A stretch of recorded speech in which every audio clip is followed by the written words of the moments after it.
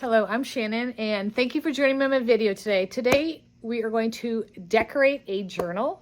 This was a blank journal, and I used the new Lattice Rose Paint Inlay, and then I also used the Conservatory Labels and the Apothecary Stamps. So, stick around and watch how I decorated my new journal. So it's time for me to decorate my journal. This is a new journal I got from Ranger, and I'm very excited about it because after I did that heart with the IOD paint inlay, the Lattice Rose, I decided that this would just be perfect on the outside cover. Now this is the picture that I used for my inspiration. I came across it on the internet, but I just love it, and it totally reminded me of the new Lattice Rose paint inlay. So that's what I'm going to do here, except for my background will not be white. I chose yellow. Now the reason why I chose yellow is because I think it looks really good behind the roses. I was torn between the green and the yellow, but I ended up going with the yellow. So the first thing when you're doing a paint inlay is you need to make sure your surface is clean. This is a brand new book, so it is clean. It's like cardboard material, so the paint will definitely stick. Before I begin adding the chalk paint, I need to do some preparation. This elastic, I don't want it to get paint on it, so I'm going to go ahead and apply some painter's tape to it. Now for the fun part. I need to decide how I'm going to apply the paint inlay to my cover. The paint inlay itself isn't quite big enough to wrap around the entire journal, so what I decided to do is I would take the rose part, cut it in half, see how much they would cover, and then I'm going to go ahead and use some of these stripes. I thought this would look really good on the binding of the journal. Now I'm ready to add the paint inlay to my journal. So I'm going to take my chalk paint and I'm going to apply a nice even layer to my book cover. When I'm applying my chalk paint, I want to make sure that I put on a nice even coat, making sure to cover every part of the journal that I want to put the paint inlay on. As I'm adding the paint, I'm putting it on a little thick because I want to make sure I get a good, clean, crisp imprint from the paint inlay.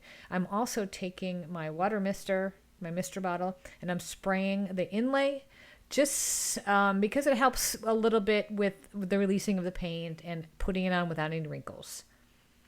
So after I have sprayed it with a little bit of water, I'm going to put it down, and once I line it up, I'm going to go ahead and give it a cut right where the elastic is, just so I can go around the elastic and the paint inlay will go underneath. After I get it on, I'm going to go ahead and take some saran wrap. I have found that saran wrap happens to be the best that I've used so far, whether no brayer or the squeegee. I prefer the saran wrap, just like with decoupage. So I'm going to take the saran wrap and I'm just going to kind of push it around the paint inlay, and this will get out some of the wrinkles. And now it's not going to be wrinkle free, especially if you have little pockets of paint. You can get some more wrinkles, but this will help lessen your chance of wrinkles. When you have all of the paint inlay parts down and in place, you're going to spritz it with a little bit of water and then just use the cellophane and make sure you get all the wrinkles out. Now it is time for this paint inlay to dry. This is really hard. But you have to let it take its course, because what you want is that paint inlay to come off that carrier sheet and meld into the chalk paint you just put on, because that paint inlay and that chalk paint will become one. Okay, so now that our paint inlay is dry, we need to reactivate the paper so we can pull the carrier sheet off but leave the paint inlay in the paint. So we're going to spritz it with some water. Make sure you get every part of that paper, because you want to make sure it comes off easily. If you don't get enough water on your carrier sheet, it might not come off as nice as if it had a little bit of water. So spritz it with water, let it sit for a minute or so, let that paper release that paint and in the paint inlay into the paint. My favorite part, removing the paper carrier sheet.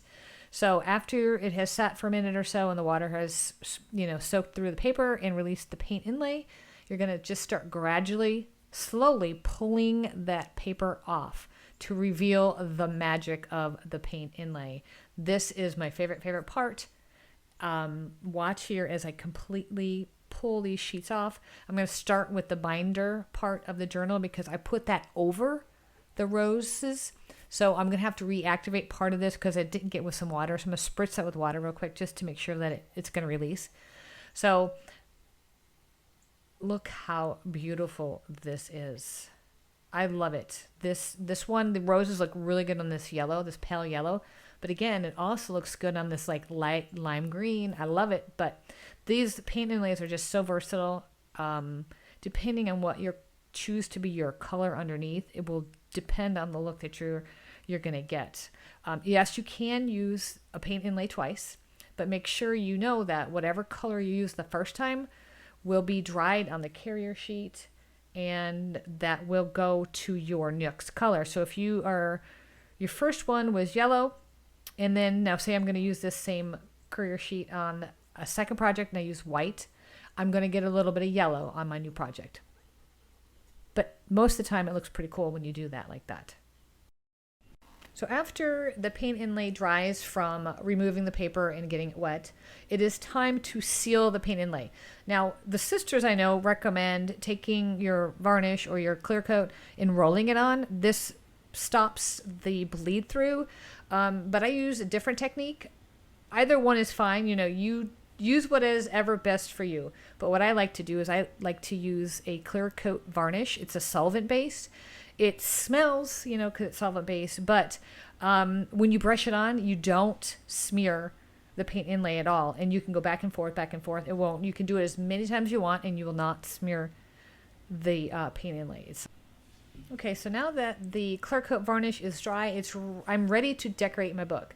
First, I'm going to remove the blue tape, and then I made a few molds with the new Conservatory Labels. So I'm going to play with them and see which one I like. After adding the red, I decided to paint the center yellow that matched the same background color as the journal. But I wasn't feeling it, so after that dried, I painted it white, and I think that looks so much better. So now it comes down to where am I going to place these labels. I like this scrolly one. I think I'm going to put it on the front cover, and I'll just put my initials in it, and I just need to decide if I want it to go on the top, the middle, or the bottom. After playing with it, I think I like it better on the top. So I'm going to grab the all-new Apothecary stamps, going to decide which font, and I like this one, so I just need to use the S because my initials are SS, so I'm going to just peel it off, stick it in a little piece of plastic, ink it up, and then stamp it on my label. Once my initials are on the label, it is time to glue it on the journal. Now I need to pick a glue that is not going to let my label come off. So my go-to is the Heavy Body Gel. It comes in both matte and glossy. It doesn't matter because on this one, because you're not going to see it anyway. So I just put a nice even coat on the back of my label, and then I'm just going to stick it on, and this will be on forever. This glue is no joke.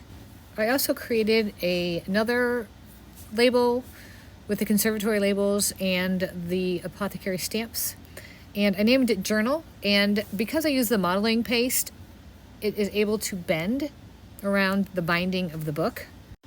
Again, I'm going to use a Heavy Body Gel, and once I get it where I want it to be, then I'm going to go ahead and just use some blue tape to hold it in place till it dries. While the journal label is drying on the binding side of the journal, I'm going to take some gold gilding wax, and I'm just going to highlight a little bit around the label on the SS just to bring out some more details.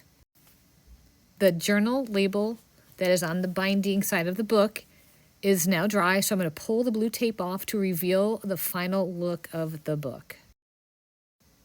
I am ready to start journaling.